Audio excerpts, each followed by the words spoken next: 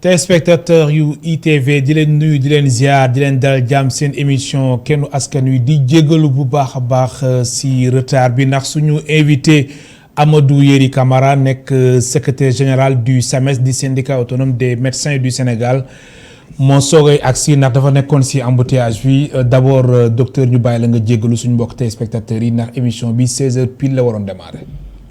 waaw jërëjëf sama njaatige Cissé bi comme ni nga ko waxee rek xam ngeen ne nekkuñu Dakar.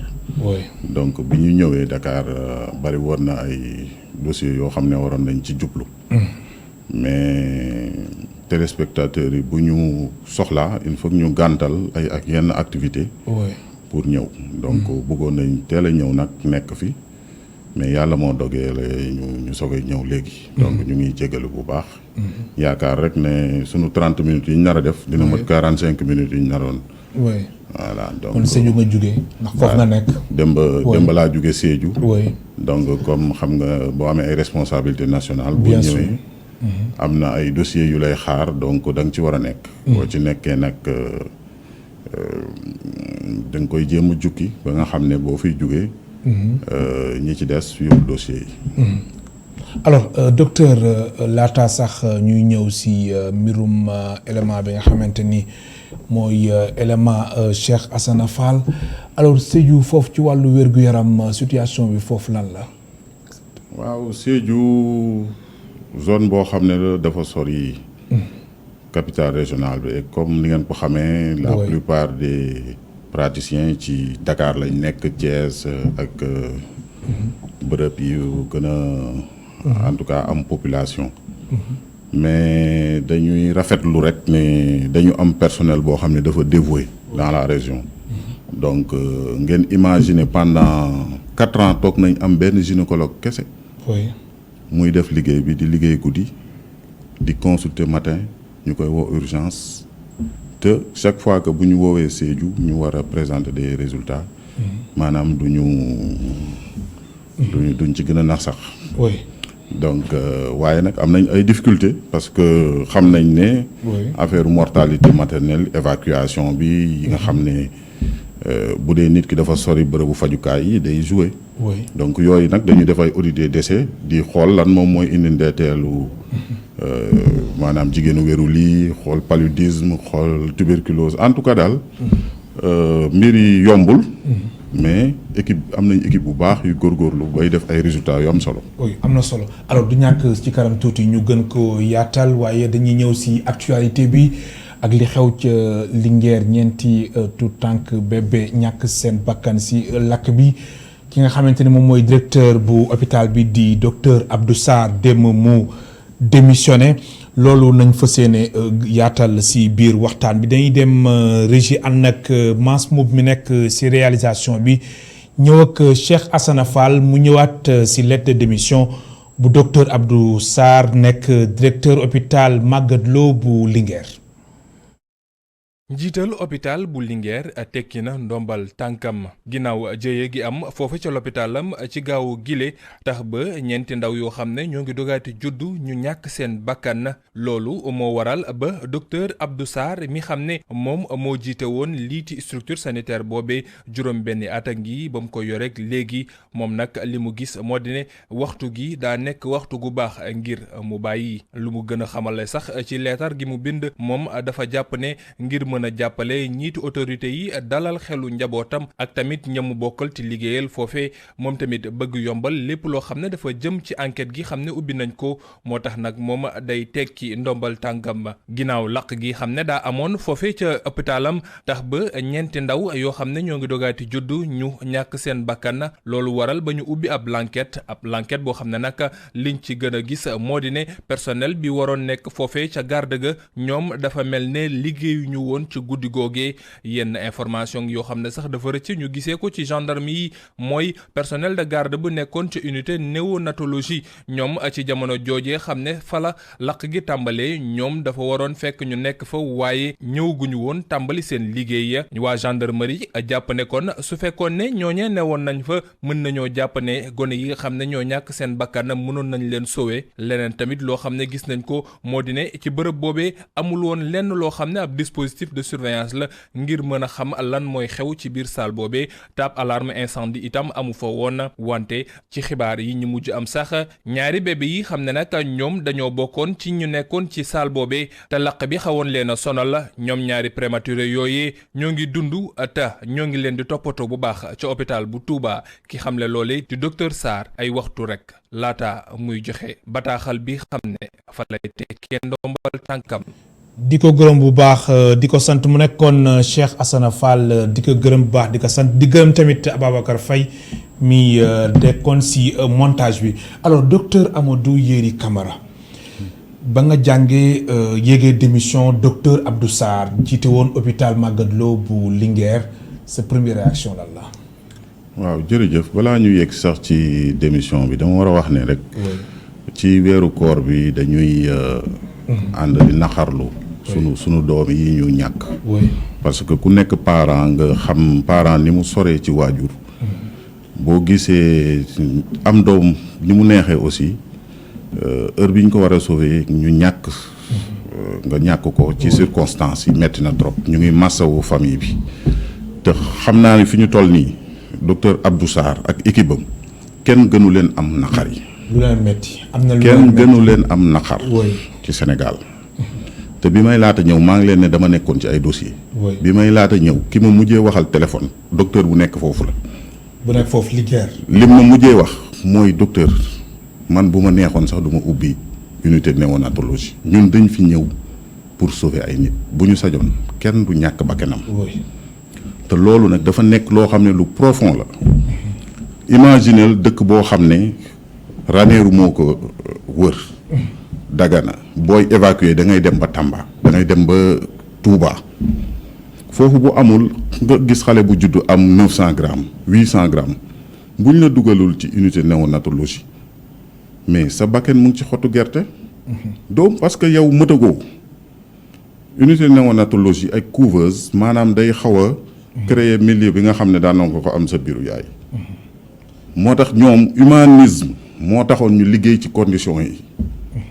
bi may expliquer nee na ma même table chauffante yi maanaam dañu defar ay table chauffante pour ñu mën a liggéey. ñoom ñoo ko defar. maintenance ñoom ñoo récupérer ay table chauffante pour ñu mën a liggéey.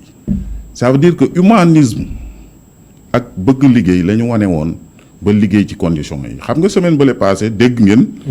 ay docteurs ñu ne duñu dem parce que amuñu matériel xam nga dañ leen ngàññi ci presse bi. mais gis ngeen conséquences yi.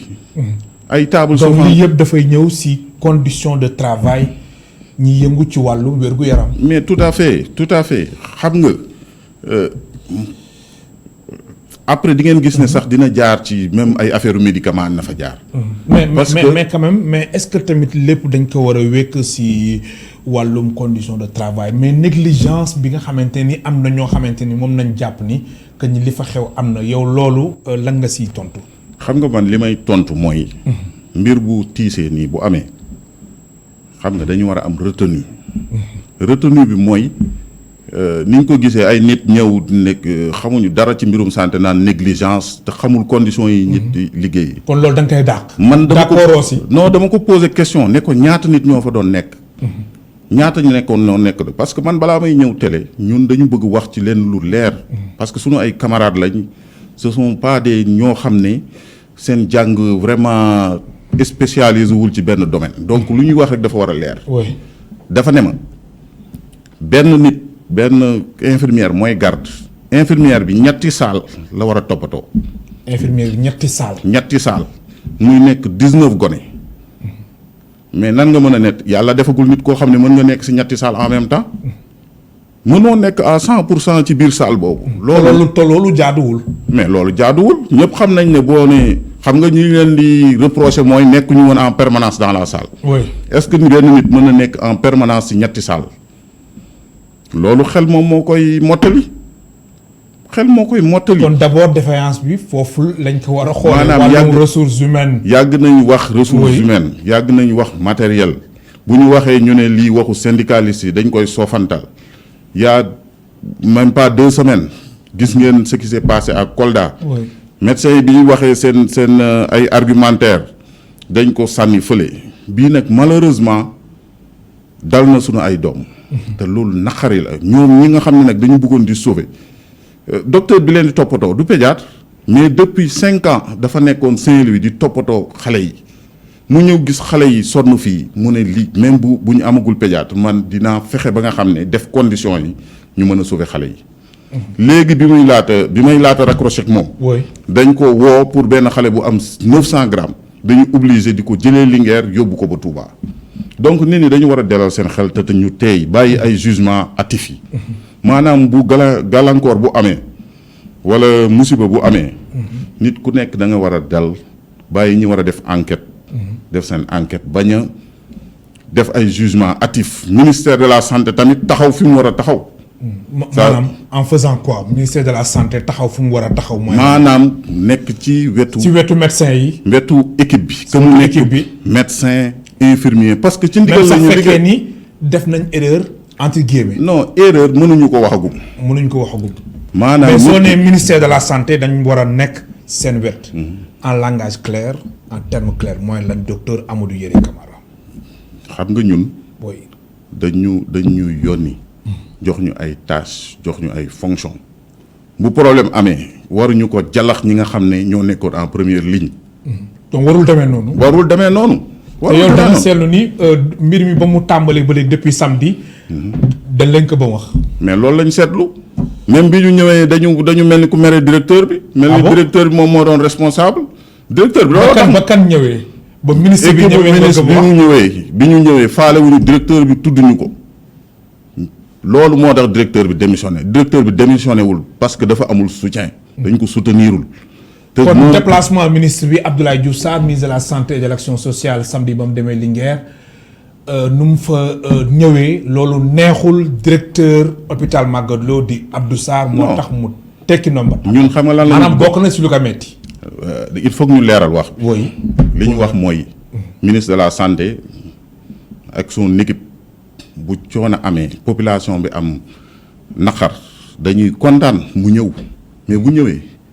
na massawu déjà ñi nga xam ne ñoo nekk en premier plan ñan ñoo doon naqar boobu à part parents yi ñu mu gën a naqar yi mooy directeur bi ak ñi doon faj xale yooyu mais ñu ñëw xool leen di leen xool en chien de faïence mel ni ñoom ñoo rey xale bi wala ñoom dañ ko def exprès sans juger leen même avant que enquête yi di def ko ngeen gis ci rajo yi ku nekk takk sa micro di wax kii na dem fii na dem fële. mais responsabilité dafa am ay échelons y a des chaînes de commandement. directeur bi bu responsable yi ñi ci topp ci directeur bi yëpp ils sont responsables. ñan par exemple. que mu nekk ministre bi que mu nekk ba ci kaw. kon lii aussi kenn mënu ci génne ministre bi. mais de toute maanaam façon les responsabilités sont partagées. de toute façon. oui. de toute façon bu amee résultat bi ñu félicité Sénégal. nekk jël na deuxième Covid kan lañ wax. est-ce que dañuy wax docteur Bousso la wala dañu wax professeur Seydi ministre bi la ñu wax mais c'est le ministre qui est responsable de action bu ñu def ay tâches déléguées la yoo xam ne ministre bi ci woyam la ñuy liggéey léegi nag moom ku nekk am nga sa responsabilité individuelle. mais ñun dañuy liggéey ci woyu ki nga xam ne mooy suñu kilifa. mais alors dafa am loo wax lu am solo nga ni lu tax docteur Abdou Sarr démissionné mooy ministre bi ñu mu fa ñëwee neexu ko. non waxuma loolu. dama nga wax. li ma wax moom mooy spectateurs yi wooy. le docteur Abdou Sarr ne s'est pas senti soutenu. kenn jàppalewu ko ci naqar bi. dafa wéet ci combat bi. dafa wéet ci naqar bi. kenn laaju ko kenn. bi ñu jëlee rapport bi dafa mel ni dañ ne ko xëpp lépp ñun nag looloo tax ñu ne fi ñu toll nii déjà dal la ñu gis ne ministère de la santé dafa ñàkk dal. ah bon. ministère de la santé on ay déclaration tonitruante ngay gis chaque jour dinaa def lii dinaa def lële fii nag kenn mënuñu menacer ñun. système ay menaces la. c'est-à-dire que agents yi noonu lañ ko percevoir yi. administration dafa war a ànd ak sérénité. oui. dafa war a ànd ak pondération ça veut dire dal ak tey. mais ñëw ci rajo yi booy bëgg a rompre contrat soxla woo dem ci rajo di ko wax damay rompre sa contrat non boo ko waxee ci rajo bi menace la gis ngeen ne même am na ay médecins yu def benn pétition pour demander voilà comme ni ngeen ko xamee. oui mais tamit Abdou Sarr est-ce que xamul woon ni même su démissionné wul dañuy tekki nombo tànkam. Abdou Sarr est-ce que amul ay décisions yi nga xamante ni comme Abdoulaye Diouf Sarr mi ko waxee nga xam ne ñu ngi ko doon xaar tey. Abdou Sarr oui. doxalinu góor la def doxalinu góor nga def boo nuyoo nit faalewu la doo xalaat mu mbéj la.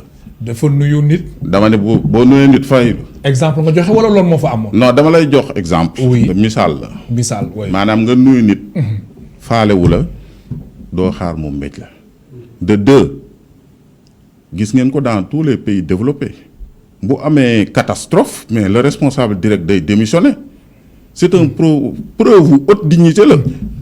dignité boobu mënoon nañ ko gis même dans tout le Sénégal. ba tey li xew Linguère te ñeenti bébé ñàkk seen bakkan Abdoulaye Diouf Sarr ministre de la santé et de l'action sociale dafa waroon démissionner. non loolu. la démission individuelle maanaam exemple comparaison bi nga def. loolu nga bëgg a wax. non man li ma bëgg a wax. dama koy wax d'une manière claire. du ma bàyyi ñu misaalal ma li ma. waaw lan nga bëgg a wax li ma bëgg a wax. mooy la démission est individuelle.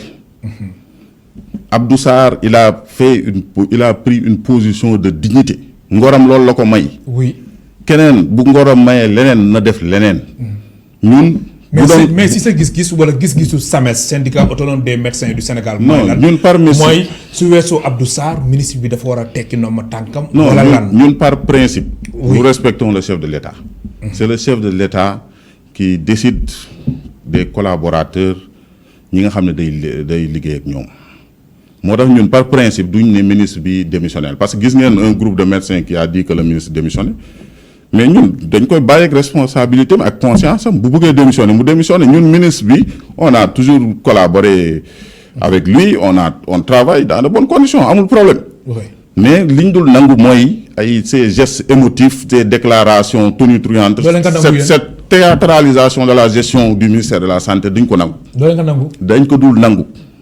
loolu qu'il faut que ce soit clair on n'acceptera pas qu'un agent de santé soit le bouc émissaire d'un système. mais nag on n'est pas là pour que couvrir en tout cas des fautes nekk ñu ko fi dès le début on a demandé à ce que le mbir yi leer ñu def enquête yi enquête yi c'est pas juste pour désigner docteur Sarr wala docteur X ou Y enquête yi xam nga lan la. oui. xam nga gars yi naan plus jamais ça. bu catastrophe aérienne amee beneen catastrophe bu amee bu ñuy def enquête yi déjà c'est pour sauver ceux qui sont derrière table chauffante yooyu ñuy wax. oui. ñun am nañ ko. poste de santé boo dem fekk fa table chauffante. bu dee table chauffante yooyu ñoo lakk. buñ ko toppatoowul ba teg ko à côté est-ce que mënul lakk feneen. dañu war a wut ay experts pas interrogatoire rek ay experts pyrotechniques la ñu war a wut ñu wax ñu départ de feu bi lan moo ko indi. kon enquête bi dañ ci war a boole ay experts. mais bien sûr ay wax nii rek si ay interrogatoire wala tamit lu ñu. est-ce que condition dañ ko si boole si enquête bi warul yam foofu enquête bi dafa war nekk enquête bu yaatu. mais xam nga combustion spontanée même bu ñu ko décrire dans la littérature xam nañ ne lu lakk am na fu mu jaar. oui. te ñooñu experts pyrotechniques yi ñoom ñoo la mën a wax sapeur pompier yi xaw ma ndax Sénégal am nañ ko mais pays développés yëpp am na ñoo xam ne loolu rek la ñuy jàng. bu ñu ñëwee scène de crime n'importe quel incendie dañuy xool ndax déjà est-ce que incendie criminel la est-ce que dafa am kenn ko sooke wala est-ce que c'est accidentel xool lan moo ko indi est-ce que y a eu des produits inflammables qui ont été utilisés loolu la ñuy xaar ci enquête bi est-ce que matériel boobu ñu doon utiliser est-ce que waroon nañu ko utiliser yooyu ça va permettre de prendre des conclusions et des recommandations yoo xam ne dina protéger toute la population et tous les enfants sur qui on utilise ce type de matériel. oui alors kon sa xel dalagul ci information yu nga jotagum am ci enquête bi maanaam enquête bi ni nga ci jotagum dégg ak fekkee ni yow sa gis-gis nuñ ko orienté pour yow warul yam foofu sa xel dalagul. non l'enquête ak information yi ma gis. oui dafa mel ni dañu bëgg a faire porter le chapeau au personnel de santé loolu lañ gis parce que. te yéen loolu doo leen kan. non loolu ñu ko nangu loolu kenn même la famille des victimes waruñu nangu loolu parce que xam nañ ne kuy liggéey maanaam def 8 ans pour faj nit boo sañoon koo faj mu wér ku am maladie incurable même boo sañoon buñ ko fajee mu wér donc ñu toog ba si yàgg ñu ne incendie am na il faut que ñu xool lan moo indi incendie bi parce que comme ni ma la koy expliquer poste de santé yu ëpp dañu am ay li ñu naan table chauffante parce que faible poids de naissance yi ni ñu koy tuddee. foofu lañ leen di teg pour que ñu suqaliku tuuti. mais bu dee dañ foofu dafa am défaut de fabrication wala day am ay combustion inexpliquée ñu bàyyi ko foofu mais mën na am feneen loolu moom mooy intérêt enquête en cas de catastrophe c'est pas pour juste def jéem a genre def benn interrogatoire ne non kii ñëwul heure bi ñëwul te nag je vais vous expliquer. oui comme elle l'a dit dafa am non seulement benn nit moom mooy surveiller 19 enfants 3 salles. benn nit le matin dafa jël nee na ma dafa jël constante yi xool déjà xale yi ba nga xam ne xaar garde bi di ñëw mu dem sangu le temps que nit ñi nettoyer période boobu la mbir mi xewee. donc affaire yi il faut qu'on dise la vérité. oui kon benn nit moom mooy surveiller ñaata nga ni. 19 lits benn nit. fukki lal ak juróom-ñeent. waaw maanaam daanaka ñaar fukki lal. ci ñetti saal. te ñetti saal te mën nañ ne ku nekk néonatologie. dafa mel ni nga nekk réanimation. donc loolu il faut que ñu. alors su weesoo Linguère comme li nga expliqué léegi nii am na si yeneen dëkk yi. table chauffante matériel yooyu ñuy wax. am na ci même ay postes de santé.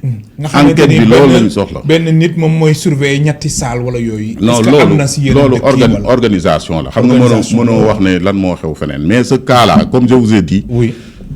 dama wax ak ñi nga xam ne ñooy les premiers concernés. parce que ñun bu ñu xamoon ne ñii ñoo deful seen liggéey du ñu mës a taxaw ne que affaire yi na leer. oui waaw dañu bëgg nag ku nekk kuy liggéey di sacrifier wu bu amee problème na ko ñëpp assumer ñi nga xam ne dañu impliqué wu nañu assumer xam ne kuy liggéey moom lay mooy am ndog-ndog. ñu xool bu dee dog-dog boo xam ne mënoon nañ ko éviter ñu teg ay protocole ay procédures yoo xam ne dootul amati dog yooyu accident yooyu dootul am ñu sauver ay xale. mais bu ñu ñëwee taf jéem a ne kii la sanctionné ko après matériel yoo nga xam ne baaxul peut-être bu dee moom moo ko provoqué dina ko provoqué feneen. ñu ñëw wutaat beneen bouc émissaire. c'est-à-dire que moo tax. il faut que le président de la République xaw ma rapport bu ñu ko présenté. na exiger qu'il y ait une expertise technique par rapport à la pyrotechnique moom scientifique la bu ñu ko waxee mbirum pyrotechnique ak départ de feu war na xam sapeurs-pompiers yi am nañ ay experts yoo xam ne mën nañ wax ci problème boobu te vraiment je pense que il faut de la pondération dans ce dossier. alors seen taxawaay yéen waa SAMES lan lay doon fekkee ni mbir mi dañ xëcc lépp teg ko si ñi nga xamante ni ñoo yëngu ci wàllu wér-gu-yaram nekkoon ci hôpital Linguère directeur bi ak ñu équipe am seen taxawaay nan la fas yéene doon. waaw jërëjëf xam nga comme je vous dis ñun on est très gêné. ñu gis ay parents yoo xam ne dañu am naqar bu toll nii. ñu koy bokk ak ñoom. ñuy yëkkati naan dañuy grève wala dañuy def lale mais nous dinañu user. moyens yi nga xam ne moom la ñu jox pour protéger nos camarades pour que la lumière éclate ñun nekk ñu fii pour parce que nit ki mën na juum bu nit ki juumee bon mën nañ ko teg daan yi proportionnel mais mënuñu accepter la bu problème amee ñu génne menacé le lendemain beneen problème am ñu jël def le bouc émissaire non le président de la République est un scientifique xam na ne feu bu amee du ay combustion spontanée bu da ngay toog ba si rek tàkk am na fu mu jaar am na fu mu commencé mën na am benn départ de feu il faut que ñu xool est-ce que le matériel était adéquat est-ce que il était homologué est-ce que amul benn matériel boo xam ne te tamit ñëpp wax nañ ne jour boobu coupure yu bari woon na ay xuj kamaj rek moom moo fa amoon waaw loolu tamit rapidement ñu ne non c'est pas ay non yomb na nañu def enquête bi xool aussi. enquête bu yaatu daal. enquête bu yaatu bu technique bu scientifique. mais ay interrogatoire waroon nga ñëw heure bi ñëwoo fii non loolu à la limite est-ce que loolu moom moo ko rey c'est un facteur précipitant ou aggravant ni ñu koy waxee en santé publique.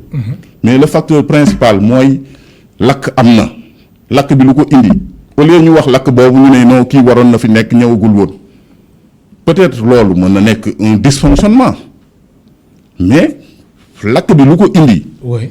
kan moo yëkkati kàddoom wax ci. dañ ne table chauffante dindi ko.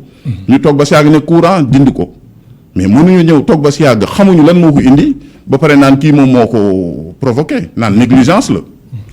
alors Amadou Yeri Camara juróomi simili moo ñu dese ndax foog ñu aborder très rapidement ay questions yi nga xamante ne tamit ay questions d'actualité la jëm ci wàllum wér-gu-yaram alors affectation médecin yi loolu tamit indi na coow médecin yi lu tax ñu si bëri bëgg toog Dakar dafa neex. wala avantage yu nekk Dakar. moo tax non yow kañ Dakar dafa neex moom bon. je pense que mënu ma ko wax nii sax wala lan la lu tax wala condition yi nekk si les zones les plus reculées moo metti wala les zones les plus reculées foofu li ngeen fay xaar ci wàllu wér-gu-yaram wàllum dispositif wàllum plateau médical am fa lan la lu xew. waaw d'accord yow xam nga boo nee Dakar neex na sax peut-être ñun contexte bi mënuñu wax loolu mais ñëpp xam nañu déjà climat Dakar ak feneen du benn. mais yow bi nga may woo nee naa la man maa ngi jóge sama région. ban secrétaire général syndicat nga gis mu nekk en Casamance di gérer un niveau national. loolu dañ ko def pour donner un exemple fort pour que ku ñu affecté ki nekk Fongolembi bi mu dem parce que kii diriger médecin yi mu ngi fa. Maka Koulibantang ku fa nekk Saraya ku fa nekk Thionck-Essyl mais dans les zones yi nga xam ne dafa am problème mu sécurité problème mu infrastructure mais ay médecins ñu ngi fa nañu respecter médecins yooyu balaa benn exemple mais ce sont pas les hirondelles qui font le prêt aussi noonu la amee ay médecins yu bañ a dem ci région yi. médecin bi bu demul région ku ñu affecté demoo. ministère de la santé est responsable. ah bon ah oui. si Dakar ñoom ñoo leen bàyyi Dakar ku demul dagal salaire am boo daggee salaire am bu kiiwul mais un contrat se résilie mais buñ la bàyyi nga gis ne ñii bàyyi lañ ñii bëgguñu dem ñu bàyyi leen mais yow lu tax ngay dem.